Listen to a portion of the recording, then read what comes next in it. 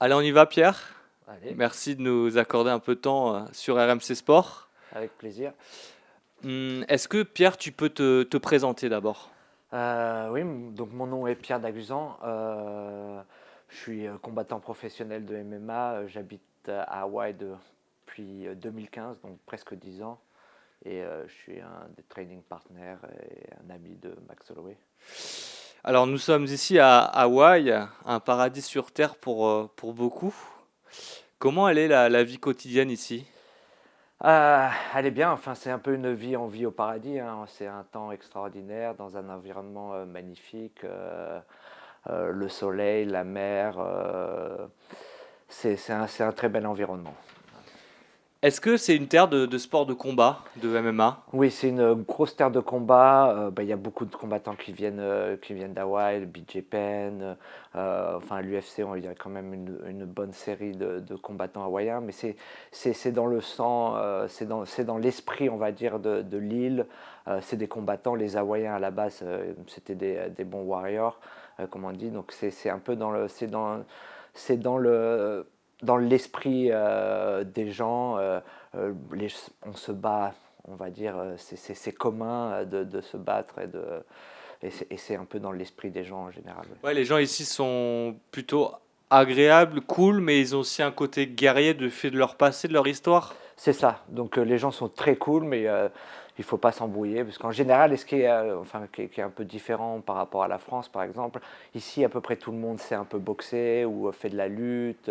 Donc c'est un peu, ouais, voilà, tout le monde a un peu une culture combat assez importante ici à Hawaï. Il y a pas mal de gym du coup, de JJB, de gym de lutte, de Ouais, gym de kick. de tout, beaucoup de boxe, beaucoup de lutte, de jiu-jitsu. Il y a une école de jiu-jitsu brésilien dans toutes les villes, même plusieurs dans toutes les villes. C'est au niveau, oui, art martial, c'est quand même, il y a quand même beaucoup de choix et beaucoup de choses à faire.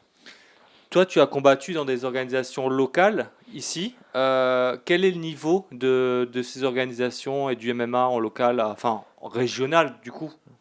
Ben après, ça dépend un peu de tout, mais il y a quand même un très bon niveau. Enfin, aux États-Unis, en général, le niveau est assez haut quand même. Et ici, à Hawaï, c'est quand même très concentré. Et il y a quand même un nombre de talents assez important pour une île qui n'est pas très grande. Donc, le niveau est assez relevé. Comment toi tu as atterri à Hawaï et quelle est ta carrière en MMA? Donc, comment je suis arrivé à Hawaï? Je suis arrivé à Hawaï parce que ma femme est hawaïenne. Et après avoir passé presque 6 ans en Chine, elle voulait rentrer à la maison. Et donc, je l'ai suivie. Je me suis dit, Hawaï, pourquoi pas, au milieu du paradis, après la pollution de la Chine, c'était une bonne reconversion. Et au niveau MMA, donc je suis professionnel depuis 2012. C'est là quand est-ce que j'ai fait mon premier combat pro. Euh, mais bon, j'ai pas été très actif toutes les années. J'ai eu des fois, je faisais qu'un combat par an parce que j'avais des bons boulots à côté. Mais j'ai combattu dans des grandes organisations comme le Bellator, le Combat Global et d'autres organisations en Asie. Max a lui grandi à Waianae. C'est Waiana? Ouais, Waianae. Au nord-ouest de Honolulu. Comment tu décrirais Waianae? Donc c'est là où il y a, on va dire, la population des natifs hawaïennes la plus grande. Et comme donc, enfin, enfin, Hawaï, ça a été pris légalement par les États-Unis, donc il y a un peu un trauma par rapport à ça, et on va dire que la côté ouest, enfin, la côté un peu plus, c'est un peu moins cher, et donc il y a une forte concentration des natifs hawaïens côté ouest, dû du fait que ça soit un peu plus ça soit moins cher, la vie un peu moins chère de ce côté-là, les maisons, etc. Donc les loyers, etc. sont un peu moins chers. Donc il y a une plus grosse enfin une concentration de locaux Ok, d'accord. sur le côté ouest. Tu disais, ouais, il y a eu. Est-ce que le passé est encore présent de cette prise des États-Unis? Tu le dis légalement, mais il y a un côté aussi nationaliste encore présent? C'est un royaume avant. et ils ont été, ça a été illégalement overthrown, comme on dit, pris par les riches fermiers américains à une époque. Et il y a quand même un trauma à ce niveau-là. Parce que voilà, c'était quand même une île qui était quand même, il y avait 1 million de personnes, c'était quand même très développé, et les Hawaïens avaient on va dire, une grosse présence diplomatique un peu partout dans le monde. C'était reconnu par l'Angleterre et la France, des traités économiques, etc. Et donc c'est quand même un peuple, on va dire, indigène très fort, et donc on ressent ça encore maintenant, et les gens sont fiers d'être hawaïens et se revendiquent hawaïens comme nationalité, même si ils sont américains. C'est vrai qu'on voit beaucoup, je vois beaucoup de drapeaux hawaïens, alors à côté de celui américain, parfois que celui d'hawaïen. Et c'est vrai que Max a cette culture de parler beaucoup de son île. Oui, oui, vraiment, c'est un des meilleurs ambassadeurs de l'île. Il représente le warrior spirit, l'esprit de combat. C'est un très bon représentant de ce qu'est Hawaï, et on va dire le combattant, le warrior hawaïen, comme on peut l'imaginer dans l'imaginaire. Enfin, Max a grandi un petit peu dans la difficulté. Alors je ne sais pas si c'est de la pauvreté, avec un père absent, une mère droguée. Et c'est vrai que je suis allé là-bas, il y a des plages magnifiques, mais il y a aussi beaucoup de SDF. On voit la pauvreté, notamment du côté des plages, où il y a beaucoup de tentes, il y a beaucoup de maisons abandonnées.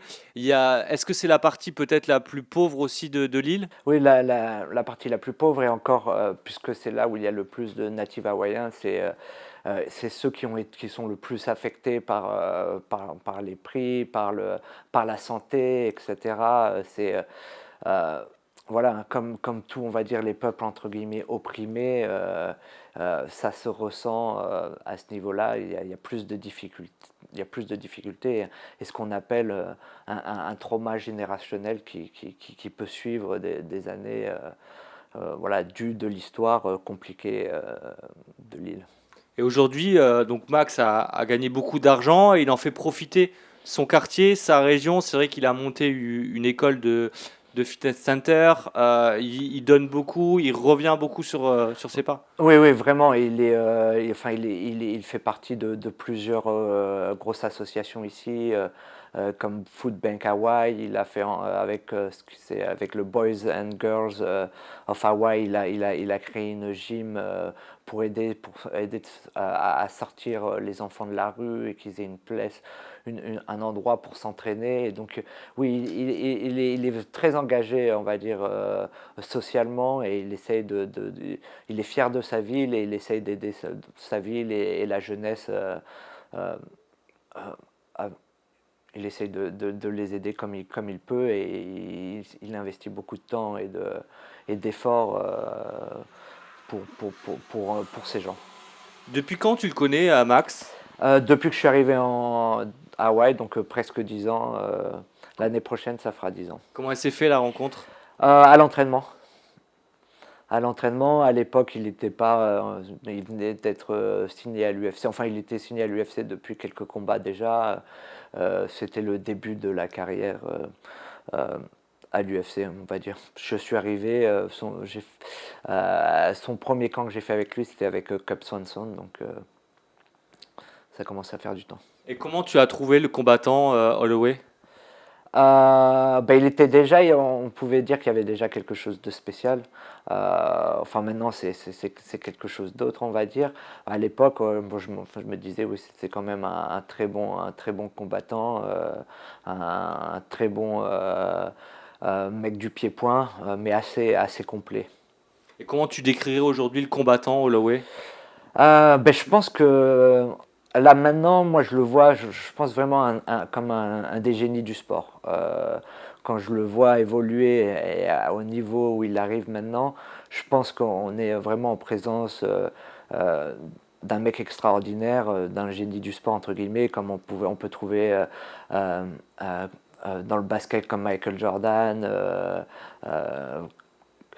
comme voilà, des grands joueurs de foot comme Lionel Messi ou Cristiano Ronaldo. Je pense qu'ils rentrent dans ce niveau-là de gens extraordinaires. Et voilà, je pense, ça va être un grand et quelqu'un qui va être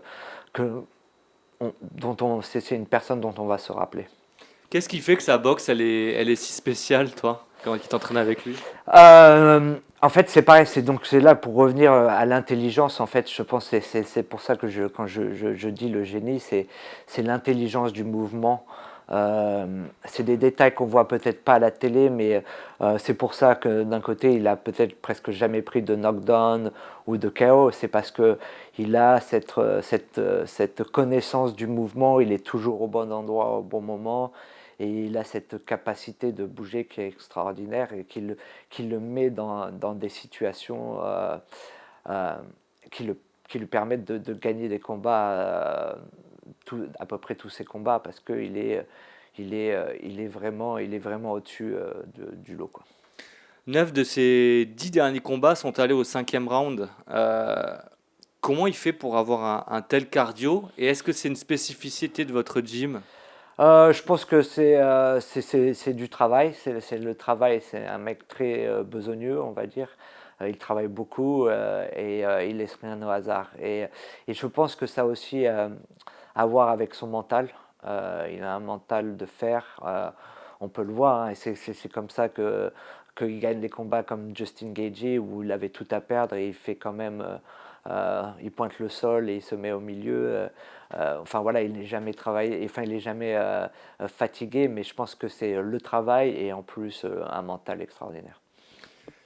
Comment est-il quand tu tournes en sparring avec lui?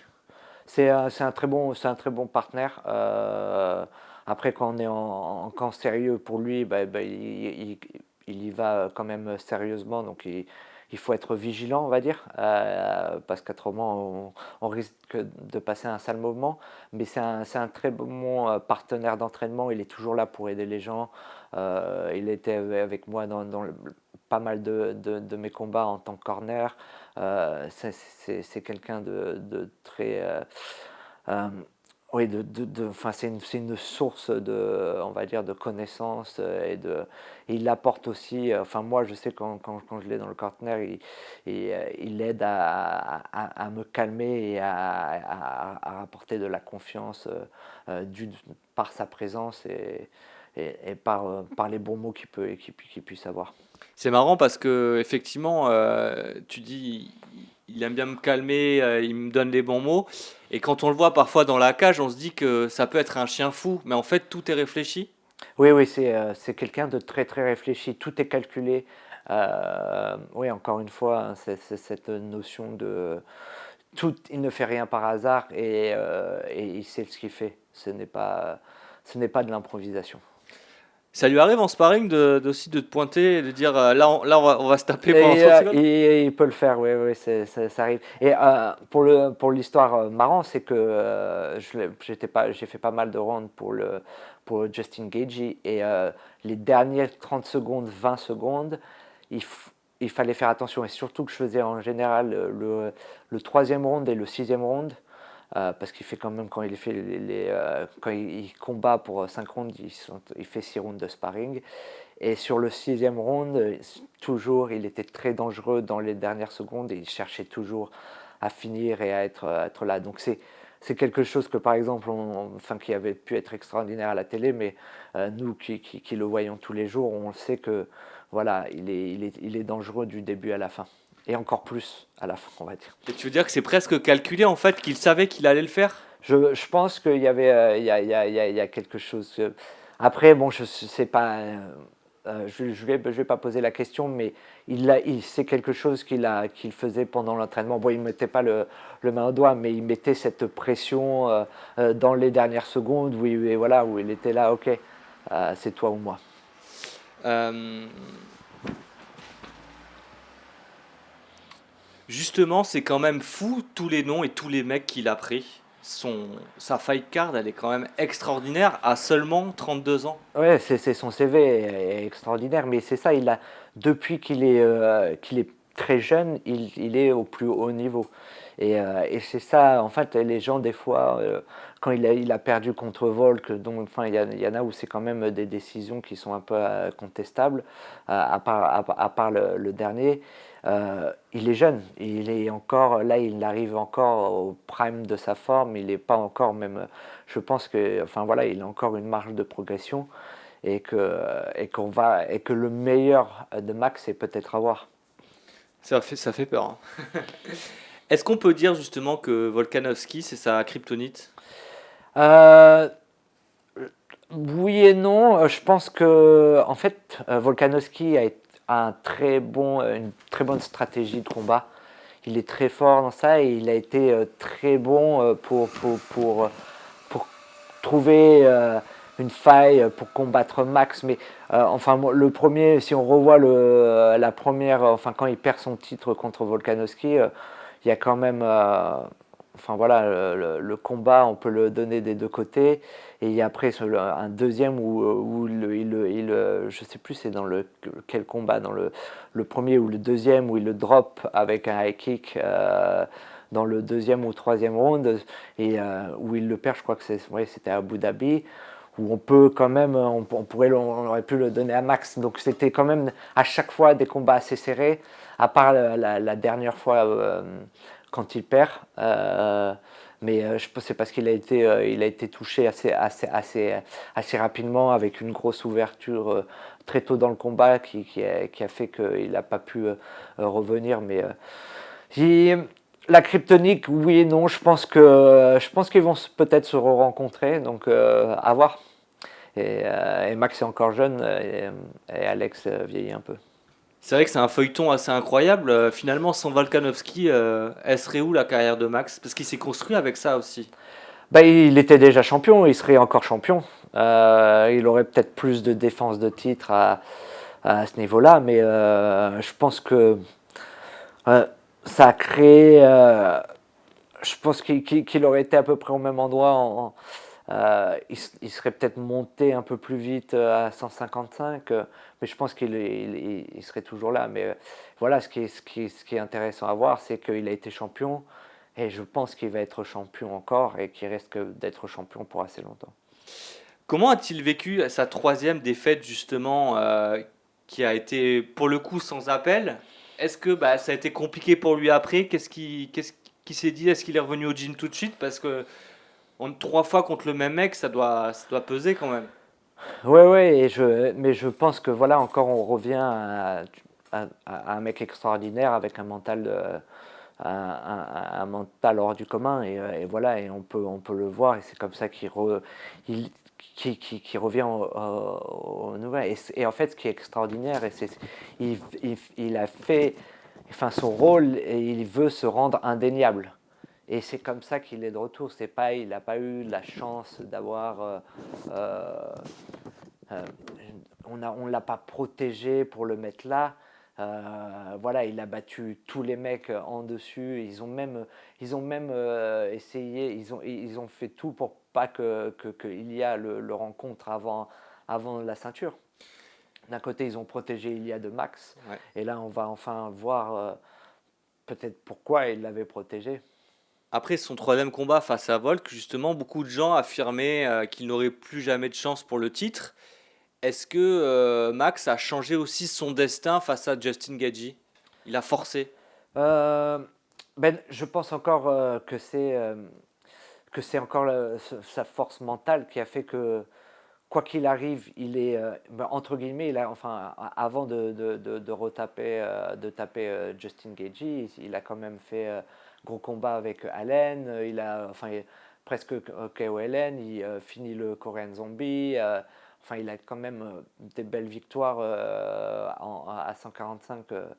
Euh, voilà, enfin en featherweight, Oui, dans sa dans catégorie. sa catégorie. Donc, euh, je pense que ça peut-être aidé à, à avoir, enfin voilà, à retourner à la ceinture plus vite que prévu peut-être.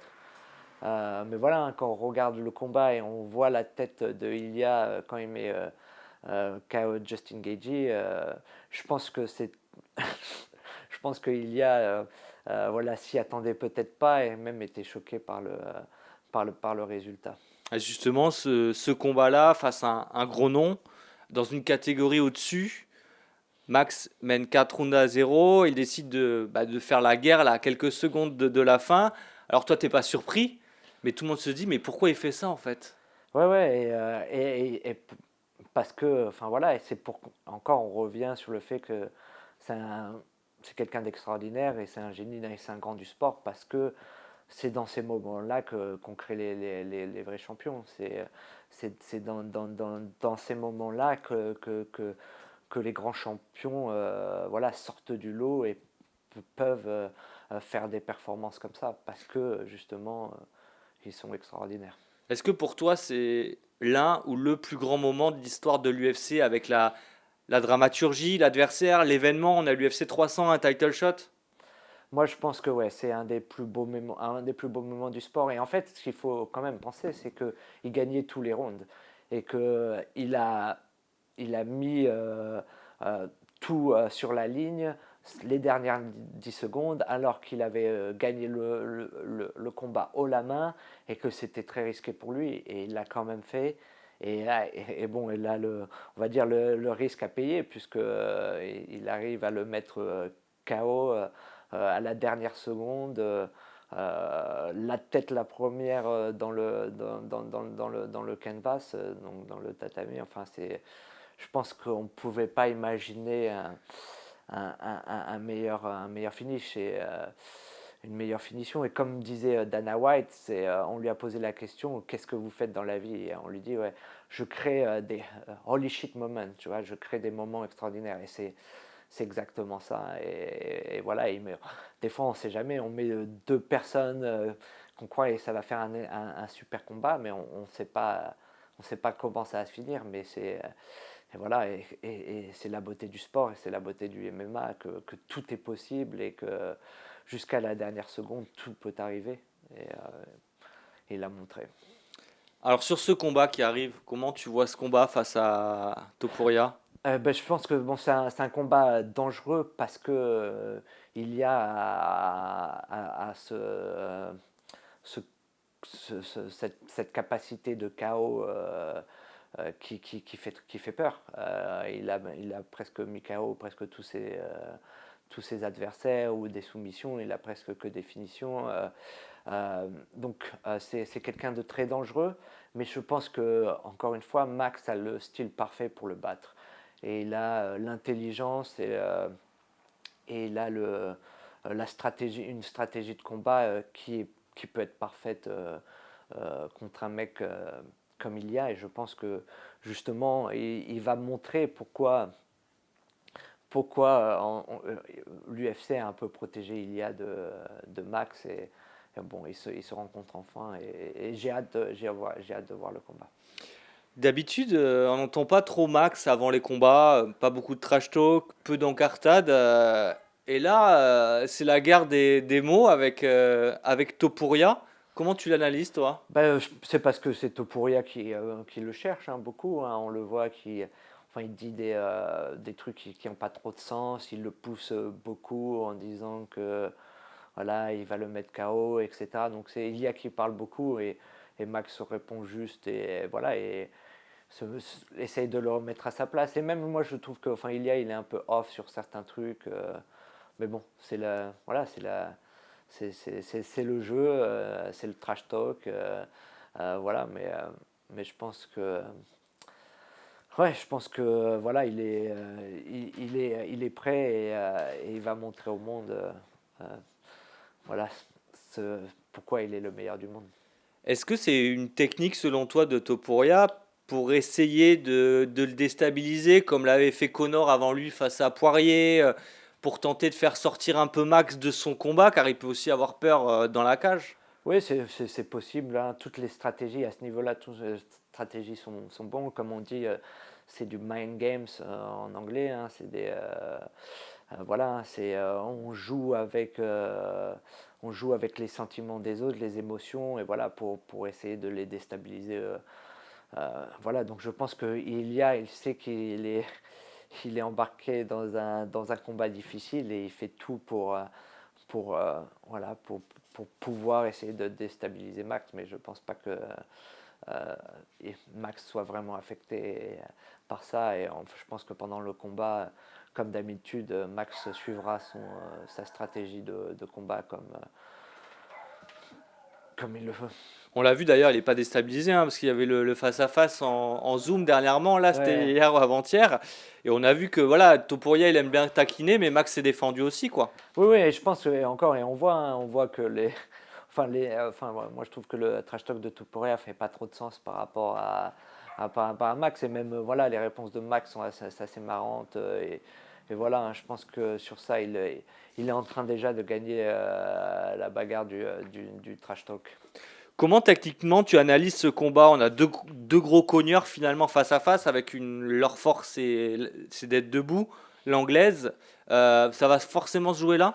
Ouais, je pense que ça va se jouer là au début, mais il y a de bonnes chances que Max arrive à toucher Ilya assez fortement, qui fait que quand Ilya est en difficulté, il retourne à sa lutte et à son jiu-jitsu, comme il avait fait contre, je crois que c'était Herbert ou quelque chose comme ça, où il prend un head kick presque KO, et après il revient à la lutte, et bon, il finit par le mettre KO. Donc je pense qu'il y aura quand même des parties, c'est du MMA, je pense qu'il y aura une bonne partie debout, mais je pense que Max va rendre le combat tellement difficile debout pour Ilya, que Ilya risque de shooter pour d'essayer d'aller au sol. Tu me disais que Holloway, que Max en ce moment il frappe fort, hein, frappe même plus fort qu'avant. Ouais, Peut-être que le ouais. combat contre Gedji l'a encore mis encore plus d'énergie. Ouais, non, c'est sûr. Moi, je vois que j'ai fait, ça ferait presque voilà, 9 ans presque 10 ans qu'on s'entraîne ensemble. Et là, je, je trouve que la puissance de frappe qu'il a, c'est quelque chose. Et je trouve que par rapport à avant, voilà, je n'avais pas l'impression de sentir autant de puissance. Et maintenant, avec la montée à 155, il a fait une montée où il a pris beaucoup de temps, il l'a bien fait, il a fait beaucoup d'exercices de force, il a vraiment, on va dire, améliorer sa force, et je pense que voilà, maintenant là ça va être encore plus difficile de prendre Max en featherweight à 66 kg. Ça va être beaucoup plus difficile, parce que et maintenant aussi, voilà, il a 32 ans, il commence à avoir la force d'homme, comme on appelle en anglais le man strength, voilà, où voilà, il commence à être vraiment un homme, et on voit la différence. C'est plus un jeune homme, voilà, il arrive à son prime, il arrive à son meilleur niveau, et voilà, et je pense que c'est que le début. Donc oui, je plains ses futurs adversaires. Ce combat il est excitant aussi parce que on a l'impression que c'est plus qu'un combat, c'est aussi, même s'il a 32 ans, il n'est pas vieux, c'est aussi l'ancienne génération respectueuse, réservée, face à une vague de combattants arrogants, un peu prétentieux. On a aussi ce côté-là qui fait que c'est excitant, non? Ouais, ouais, après c'est le style de Max. Max, il a jamais été, c'est un mec qui parle avec ses poings, on va dire, hein, qui parle dans la cage. C'est pas un mec qui se montre beaucoup en dehors. C'est un mec de famille, il aime les choses simples. Quand il combat pas, voilà, il aime surfer, il aime être avec sa famille. C'est pas un mec qui va en boîte tout le temps, qui fait toujours le show, etc. C'est un mec simple qui aime ses amis, la vie simple, et voilà. Et je pense que après, c'est question de style, hein, il y a de tout, et c'est pour ça que je pense qu'il est très aimé des gens, c'est parce qu'il est proche des gens, et que les gens peuvent se reconnaître en Max, et surtout ici à Hawaï, hein, on peut le voir dès il est dans la rue ou qu'il va à des events, il est toujours disponible pour prendre des photos. Il est là pour aider les gens. Enfin voilà, il est vraiment accessible, et il n'a pas la grosse tête. Et c'est en ça qu'il est complètement opposé de Topuria, parce que Topuria, dernièrement, il a fait que sortir, il était au Bernabeu, il a montré ses salles de sport avec Sergio Ramos, et il aime bien tout ce qui est bling-bling, etc. On a deux personnes opposées, en fait. Oui, oui, après, après c'est aussi l'âge, on va dire. Topuria, il est jeune, il est en Espagne. Après, bon, c'est des styles, voilà, c'est juste des styles différents. Là, voilà, Max, il est à Hawaï, au milieu d'une île au Pacifique. Voilà, c'est un style de vie différent. On connaît pas trop les coachs, parce que c'est vrai que Max Holloway prend beaucoup de lumière sur ses victoires parce qu'il gagne par des KO. Mais la team est importante, le coin de Max est important. Raconte-nous un peu ces coachs-là. Oui, donc on va dire les deux coachs principaux qui sont Raylan Lizares, qui est le propriétaire et le head coach de Gracie Techniques, et aussi Ivan Flores, sont deux aussi enfin, ce sont aussi, on va dire, des génies du sport. Raylan Lizares a un niveau de jiu-jitsu très très haut. Enfin, on ne voit pas souvent le niveau de Max au sol, mais Max a un très très bon niveau. Et on a vraiment un très beau stratège derrière lui qui est Raylan, qui a combattu en JJB comme des mecs comme Marcelo Garcia, qui a pas vraiment fait une vie de compétition, mais qui est très connu dans le monde du jiu-jitsu brésilien euh, pour, euh, pour être un excellent éducateur. C'est un prof extraordinaire. Enfin, il faut voir les cours de JJP. Et aussi, debout, il a Ivan Flores, qui est vraiment un coach aussi extraordinaire debout, très très intelligent, et qui lui concocte des game plans aux petits oignons, comme on peut dire, et qui a vraiment qui va qui a vraiment il y a vraiment une belle symbiose avec Max à ce niveau-là, parce que c'est des mecs intelligents et voilà, et ça se ressent, et ils se sont bien trouvés à ce niveau-là parce que ils savent comment diriger Max et comment le faire performer au meilleur niveau. Et je pense que, enfin voilà, et après il a aussi Michael Nakagawa aussi qui aide, qui est souvent dans ses corners, qui aide aussi dans les game plans. Mais oui, Ivan et Rylan sont deux coachs extraordinaires. Je rebondis juste sur une chose, sur ce que tu as dit, c'est la symbiose entre le stratège et Max. Ouais. Et c'est vrai que nous, on a les images des Français, on a l'image des Daniel Voirin qui hurle à Benoît, ne va pas à la guerre, machin. Et quand en fait Max, il part à la guerre, en fait, c'est un stratège aussi, en fait, c'est Je ou pense pas. que ça dépend. Je pense que je pense que par exemple pour le comté de Gaiji, je pense que ils auraient pu. Mais bon, après c'est Max, ils savent comme il est, et c'est ça qui fait la beauté des choses. Ils vont pas essayer de le contrôler entre guillemets, mais je pense qu'ils auraient pu s'épargner. Enfin, en plus il y a une vidéo de leur vue quand se passent les 10 secondes, et on peut voir qu'ils sont stressés aussi. Donc euh, c'est la folie max. Je pense pas que c'était quelque chose qu'ils avaient voulu travailler. Surtout, voilà, on est coach, on voit que le combat est gagné. Je pense que voilà, eux, ils auraient de toute façon euh, cherché la sécurité. Dernier mot sur toi, du coup. Toi, quel est ton projet de carrière maintenant? Qu'est-ce que tu voudrais faire? Ben, malheureusement, moi, je commence à vieillir, mais voilà, j'ai l'impression que je deviens quand même, enfin voilà, que j'ai encore un bon niveau et que je suis loin d'être fini. Et, enfin voilà, moi j'ai un rêve, c'est de combattre en France. J'ai jamais combattu en France. J'ai toujours combattu, on va dire, en terrain et demi. Et donc voilà, mon rêve vraiment, ça serait de pouvoir avoir quelques combats dans mon pays avant la retraite. Merci Pierre. Merci.